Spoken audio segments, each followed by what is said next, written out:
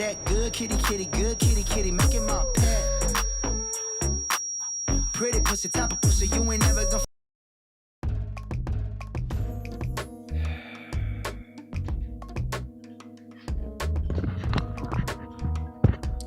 You guys have heard of compliment sandwiches, right?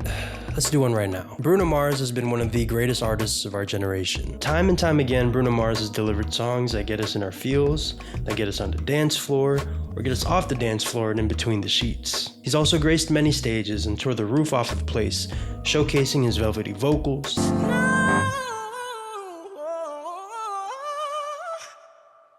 natural charisma, captivating dance moves, and electrifying stage production in a package that has earned him the reputation of being one of the greatest performers we've ever seen. Not only that, but he has proven to be one of the hardest workers in music, which is evident in the way that this man has forced himself onto that top spot in the Billboard charts in such an efficient manner. Out of the 45 songs he's put out, excluding remixes, he has had 9 songs hit the #1 spot and 20 songs hit the top 10. To put into some sort of frame of reference, if you're batting 300 in baseball or get 3 hits out of every 10 attempts, you'd be considered an exceptional hitter. Now imagine someone that on almost half of their attempts hits a home run. Well, that's Bruno Mars when it comes to creating hit records. Because of this, many have said that Bruno Mars has never put out a bad song, which is something that I agreed with. Until now. Because with the release of his latest collaboration with Sexy Red, pains me to say that Bruno Mars has released his very first bad song. The song is just such a joke, one that would be kind of funny if it wasn't so sad. Let me say this, Bruno fans coming to this song's defense, talking about, oh, we've seen Bruno be sexual before. They bring up songs like Gorilla, and now I want to go ahead and put that song's lyrics up on screen right now. Look at the metaphorical wordplay, the imagery, the entendres, the tension that the song builds up before climaxing in a bold declaration.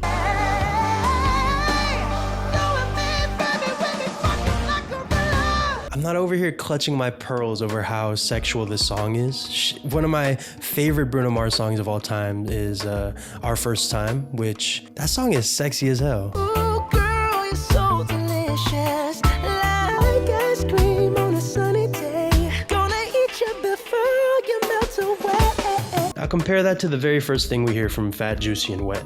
And while we're on that topic, other people have mentioned how, Bruno Mars has made Bubble Butts is a song that exists, to which I respond, are we really using a Tyga song to defend Bruno Mars's artistic integrity? Be better. Be better tomorrow.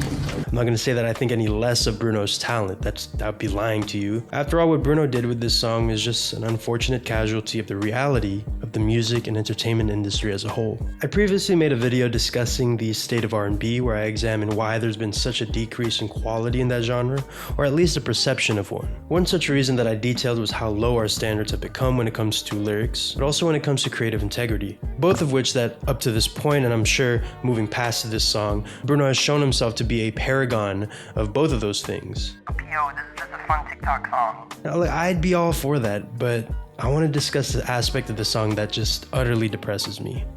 Sexy Red. If you've never heard a Sexy Red song, just listen to one and you pretty much get the gist of it. Now, despite what you may think, I actually don't mind these songs, but what I do have a problem with is what she represents. Cause see, whether it be her heavily insensitive post using an AI picture of her and Martin Luther King in some strip club, or her endorsement of a certain stupid orange guy, for flip-flopping over to the other side, what I've concluded about her is that she's not some maniacal artist making bad choices. She's no villain. What Sexy Red represents is the absolute lowest common denominator of what makes money and gets clicks in today's capitalistic society. Now, I want to take a bit of a detour, but I promise there's a point to be made. In professional wrestling, we have the baby faces and the heels, or the heroes and the villains. Through theatrics, athletic maneuvers, and storytelling, where they work together to get pops or noise from the crowd. Now, it's easy to tell when a baby face has emotional investment with the crowd because it usually sounds like this.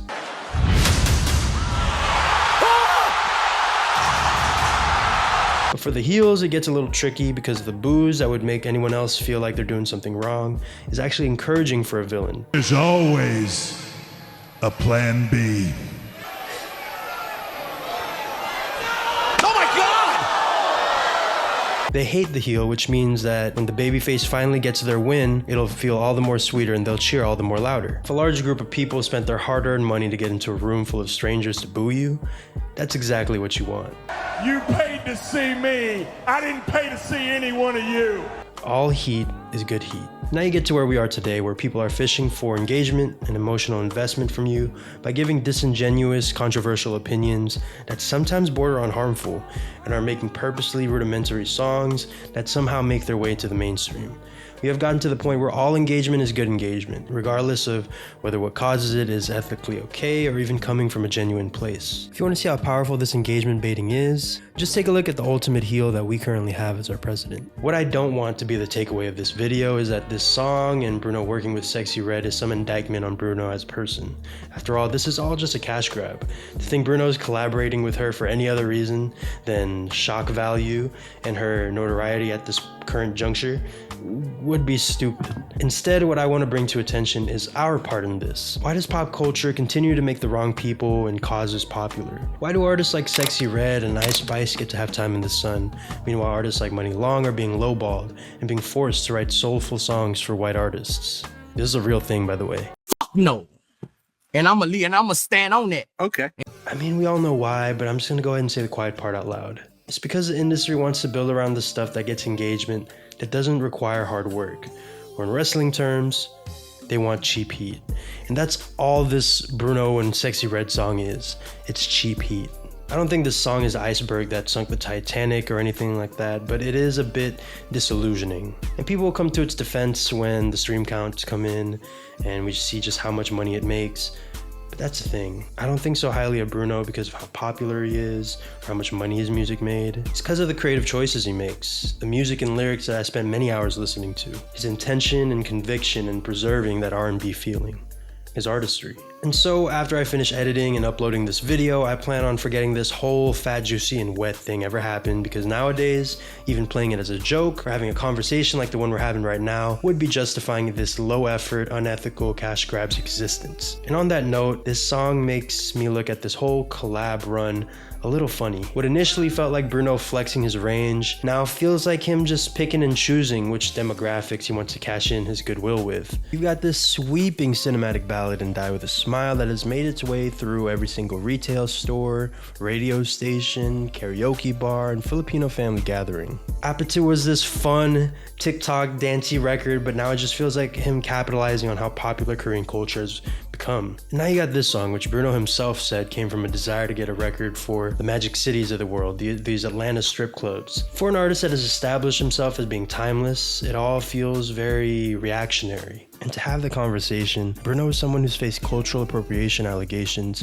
for as long as he's been in the cultural zeitgeist. So the optics of this record, that he would work with Sexy Red out of all the amazing female rap artists out there to put out a quote-unquote strip club joint during a stretch where he's hopping across different genres, doesn't help. To be fully transparent, that's low-key Drake behavior. Ooh, that hurt. That one hurt me. That one hurt me to say, damn. However, for what it's worth, Bruno is someone who has made his intentions and his experience with soul music clear. That he had grown up listening to and admiring these artists, so much so that they were ingrained into his DNA. At one point in time, you did have some people saying it was cultural appropriation. And I guess maybe because your background and they were a little confused about what you are, like me. People do that with me often. So you know what it's like. Yeah, did that bother you? You know what it's like when the first thing people ask is, what are you? That's right? always the first question. That's always the first question. And it's not, and you know, I'm Bruno Mars. That's what I am. That boy star. That's what I am. That boy star. That's it. Boy, moon I cricket. work real hard to be Bruno Mars. Damn it. And that's what I am. You know, I am a product of my environment. I grew up loving this music. I grew up loving Babyface, Jimmy Jam, Terry Lewis.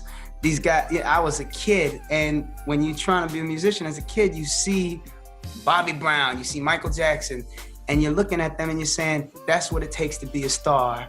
Then Right. That's no different than if you're watching Michael Jordan play. If that's what it takes, then that's what I gotta figure out. I gotta learn how to do that jump shot because I wanna be in the NBA one day. Mm-hmm. And I was a baby with my socks on doing a moonwalk because that's how music works. Music is all about inspiration. Mm-hmm. And you'll hear, and I have no problem, I wear my inspiration on my sleeve, you'll hear it on this album. Why did these guys do this if we can't learn from it? After all, an artist's job is to reflect their inner world, their experiences, their tastes, etc. Plus, Bruno has always gone out of his way to pay respect to the artists who have inspired him. Do I dare to put Bruno on the same plane as the likes of Post Malone, Macklemore, Miley Cyrus, as artists who have appropriated black culture? Well, to be honest, it doesn't feel like my place to say. But honestly, if you're making that point and you use this song in your argument, I don't even know how I would respond. Like, you got it. But please tell me, Bruno, what set are you repping? What set are you repping? Now look, I'm not afraid to acknowledge this. The very video you're watching right now is profiting off of the same negativity that Cheap Heat aims to get from you. But that's not the reason I want to make this video. You can feel however you want to feel about the song, but the main takeaway of the video is the only way to win against the trolls and Cheap Heat is to stop engaging with it. In this case, that means don't stream this shit, man. There's so much better stuff out there if you go and look. Like, maybe take this time to go listen to the artists that influenced the parts of Bruno Mars that you liked. Whether you're talking about Bobby Brown, Jimmy Jam and Terry Lewis, or Confunction. Or if you want stuff that just dropped, check out Kyle Dion or No Guidance, who I'd absolutely love to make a video about sometime soon. But if you care at all about supporting art and not feeding into the further takeover of commercialization in the music industry, please do not partake in the game they want you to play. Because this shit right here is Cheap Heat. And to be honest, I thought Bruno was better than that. Oh yeah, we need a compliment to finish off this compliment sandwich, right?